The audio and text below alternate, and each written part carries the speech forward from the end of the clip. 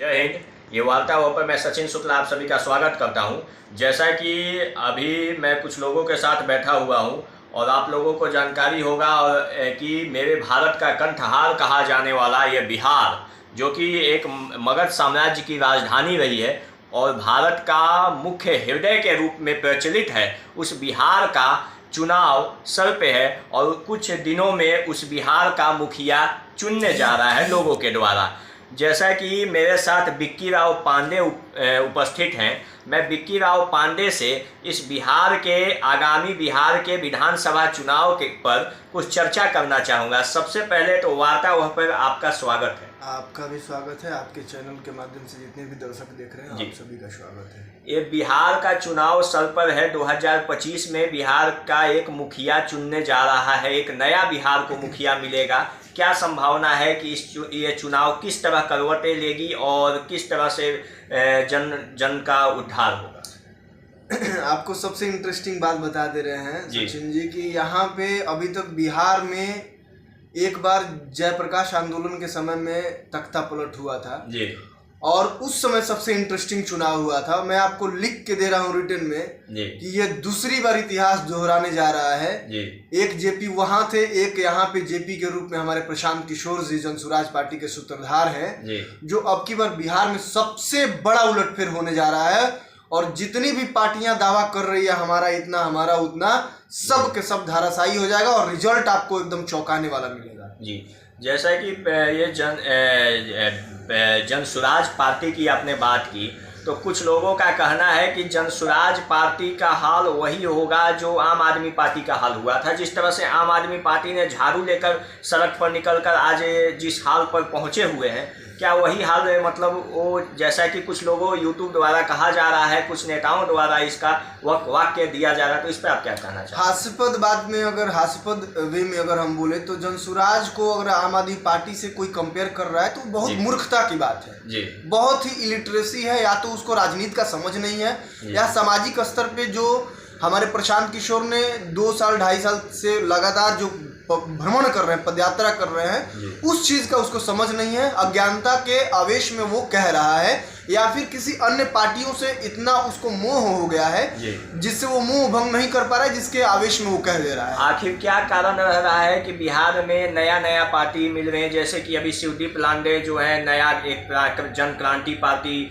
अपना खोले, उसके बाद मतलब आखिर क्या कारण हो रही है कि नई पार्टियां उभर कर आ रही है बिहार? देखिए, हम शिवदीप लांडे और बड़े जो नई पार्टियां हो रही है सब पे हम कमेंट करके अपना ओहदा खराब नहीं करेंगे। हम बस इतना ही आपको इशारा में कहेंगे अपने बिहार वासियों से कि ये जितनी भी नई पार्टियां निकल रही हैं, ये सब कुछ न कुछ अपने ब्लैक मनी को व्हाइट मनी में कन्वर्ट करने के लिए ये लोग नए पार्टी लॉन्च कर रहे हैं, ताकि हमारा व्हाइट मनी में कन्वर्ट हो जाए, हमारा जीविका अच्छा से चले, कोई ईडी का रेड ना पड़े जी। जैसा कि चुनाव आ रहा है, चुनाव में फिर से कहा जाएगा ठीक है तो है नीतीश कुमार, इस पे आप क्या कहना चाहेंगे? क्या बोले? ठीक है तो है नीतीश कुमार, ठीक है क्या बोले? ये चुनाव में एक पिछले चुनाव में भी ये वाक्य रहा था, वो भी फिर से हो सकता है कि यही वाक्य दोहराया जाए। कहाँ वो ठीक है कहाँ है? जाके जहाँ श्रद्धांजलि सभा है वहाँ नीतीश कुमार ये कर ले लग रहे हैं, उसका क्या ठीक है? नीतीश कुमार का चाल चलन, रहन सहन, बोल चाल, भाषा ज्ञान क्या ठीक है?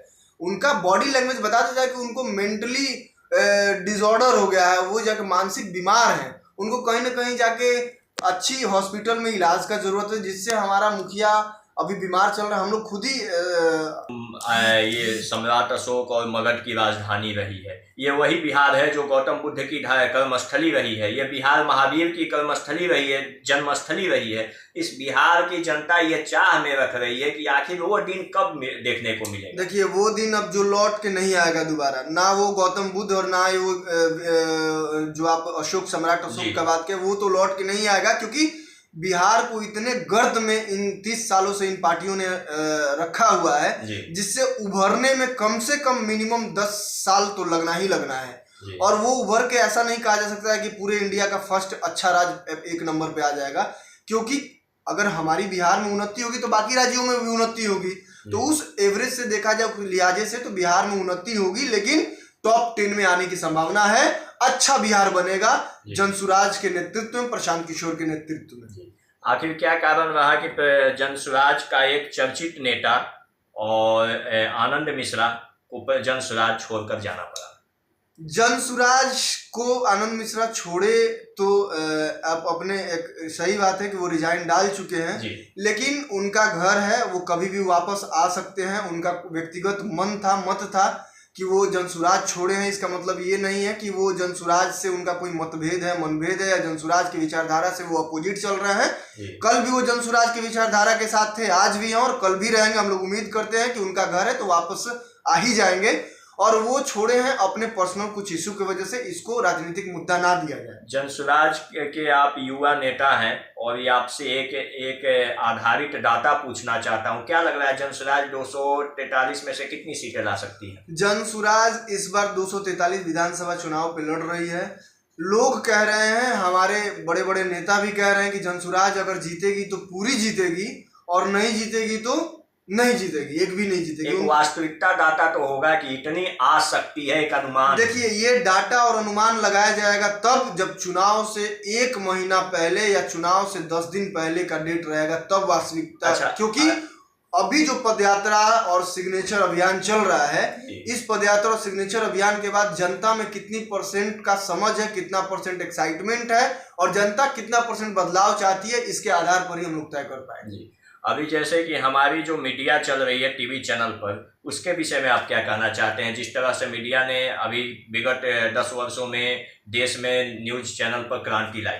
देखिए, हम लोग चाहते हैं कि जो पत्रकार बंधु हैं, हम लोग सब लोग जानते हैं कि हमारे लोकतंत्र के चौथे स्तंभ माने जाते हैं, लेकिन पत्रकारों की स्थिति इतनी पत्रकारों की स्थिति एक तरह से मतलब कि जहां उनको मौका मिलेगा, जहां उनको बेनिफिट होगा, उसी के लिए वो पत्रकारिता करेंगे। और निष्पक्ष पत्रकार जहां भी उत्पन्न हुए हैं, जहां भी लड़ाई लड़ने के लिए तैयार हुए हैं, उनको या तो दबा दिया गया है या तो मार दिया गया है। वैसे इसीलिए पत्रकारिता जगत में अभी कोई नई क्रांति नहीं आई है। अच्छा, जैसा है कि अभी हम लोग रोहतास सासाराम की धरती पर उपस्थित है, शेरशाह की धरती पर है, तो क्या लग रहा है ये शेरशाह की धरती, सासाराम की धरती पे जनसुराज का खाता खुलने जा रहा है? जनसुराज का खाता नहीं खुलने जा रहा है, ये मत बोले। जनसुराज यहाँ सब पार्टियों को साफ करने जा रहा है जी। यहाँ पे ये या तो जीतेगा तो जनसुराज पूरा जीतेगा, नहीं तो जनसुराज नहीं जीतेगा तो नहीं जीतेगा। क्योंकि यहाँ पे हम लोग का परसेप्शन ये है कि अगर लोग समझेंगे, लोग बदलाव चाहते हैं तो पूर्णतः बदलाव करेंगे। जो 30 साल से शासनकाल में दंश झेल रहे हैं लालू नीतीश के, वो पूर्णतः बदलाव होगा और हर विधानसभा का चुनाव जीतेगा जनसुराज। जैसा कि जन सुराज के नाम में ही उसका अर्थ प्रकट हो रहा है। जन यानी कि लोग और स्वराज यानी कि लोगों का शासन। तो आखिर मतलब ये कहाँ से प्रशांत किशोर के मस्तिष्क में इतना अच्छा एक स्वर्णिम नाम कहाँ से? देखिए, अब ये तो प्रशांत किशोर के पास हम लोग जिस दिन बैठेंगे उस दिन चर्चा करेंगे कैसे आया। चलिए ठीक है। और एक और बात का है, ये जो कल्याण बिगहा में हम लोग गए, जनसुराज गए, वहाँ पर आखिर क्यों रोका जा रहा है जनसुराज को? देखिए, कल्याण बिगहा नीतीश कुमार के पैतृक गांव है, तो वहाँ पे जनसुराज के जब सूत्रधार प्रशांत किशोर वहाँ पे पहुंचे तो वहाँ पे जाना चाहते थे ताकि वहाँ सर्वे करके वहाँ पे लोगों से पूछताछ करके ये बताया जाए कि जो गरीबों के लिए आज तक नीतीश कुमार ने वादे किए हैं और जिस वादे के नाम पर चुनाव जीतते आए हैं, क्या अपने गृह गांव में, जो अपने पैतृक गांव है, उसमें उनके जो जनता है वो खुश है? क्या उनको वो लाभ मिला, योजनाओं का लाभ मिला या नहीं मिला? इसका सर्च और रिसर्च करने के लिए वो गए हुए थे, लेकिन नीतीश कुमार के आदेश पर वहां के प्रशासन ने घेराबंदी करके इनको पूर्णतः रोकने का काम किया। जबकि प्रशांत किशोर ने वहां के डीएसपी और एसडीएम को बुरी तरीके से लताड़ा है, बेइज्जत किया है, फिर भी उन लोग को रोका गया है। तो हम समझते हैं कि ये नीतीश कुमार की विकास का सबसे बड़ा बदलहाली का एक नमूना है। ये बता रहा है कि आपके गांव के लोग ही आपसे नाराज हैं, आपके गांव ही विश्वास की धारा से नहीं जुड़ पाया है, आपके गांव ही योजनाओं के लाभ से वंचित रह गया है, जिसके वजह से पूरा बिहार आपसे नाराज रहेगा और इस बार नीतीश कुमार को हटा के रहना है। लेकिन प्रशांत किशोर तो यह व्यक्तिगत रूप से मानते हैं कि 2005 से 2009 के बीच नीतीश कुमार ने एक अच्छा कार्य जब हुआ सर, जब हुआ तब हुआ ना। अब उसी समय में पूरा तो नहीं कर देंगे ना, जितना हुआ 10% हुआ, 5% हुआ, जितना किए कितने। यानी कि ये बात आप भी मानते हैं कि 2005 से बिल्कुल मानते हैं। नीतीश कुमार एक के बिहार को आप भी मानिएगा, जब आप डेटा देखेंगे लालू यादव के जब जंगल राज के बाद से जब जो नीतीश कुमार ने बीड़ा उठाया विकास का, और एक अच्छे पढ़े लिखे इंसान थे नीतीश कुमार उस टाइम, तो उस टाइम ने विकास का कुछ गंगा बहाने का प्रयास किया, बट उसके बाद फिर से इनके जो मानसिक स्थितियां जो थी वो विकास के धारा से हट गई, और पता नहीं फिर कहाँ चली गई है, अभी तक विलुप्त हो गई है, मिल नहीं रही है। और मैं यहाँ के लिए बता दे रहा हूँ कि सासाराम में जो हम लोग प्रशांत किशोर जी का में भी 1/2 जून तक यहाँ पे आगमन होने जा रहा है, और हम लोग कोशिश करेंगे कि यहाँ का चप्पा चप्पा प्रशांत किशोर और जनसुराज के नारों से गूंजेगा।